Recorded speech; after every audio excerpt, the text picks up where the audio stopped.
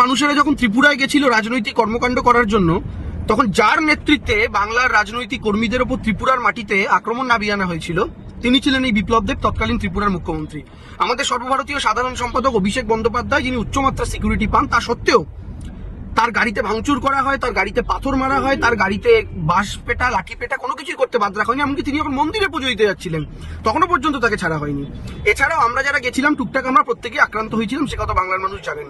ফলে বাংলার মানুষের উপর আক্রমণ নামিয়ে আনা বিপ্লব দেবকে বাংলায় বিজেপির নির্বাচনী প্রভারী করে বিজেপি পুরস্কৃত করলো। এটাই বিজেপির কালচার। যারা বাংলাকে মারে, যারা বাংলার টাকা আটকে রাখে, যারা বাংলার মানুষকে অন্য রাজ্যের মাটিতে আক্রমণ করে, সেই সমস্ত মানুষদেরকে বিজেপি পুরস্কৃত করে। এটা আমরা আগেও দেখেছি, আজ আরেকবার দেখলাম। তবে বিপ্লব দেব যে কাজটা করেছিলেন বাংলার মানুষদের সাথে ত্রিপুরার মাটিতে, সেই কাজটা গণতান্ত্রিকভাবে ইভিএম এর মাধ্যমে, ব্যালটের মাধ্যমে বাংলার মানুষ এবার সুদে আসলে মিটিয়ে দেবে। বাংলা হান্টের আরো খবর দেখতে নজর রাখুন। বাংলা খবর মানেই বাংলা হান্ট।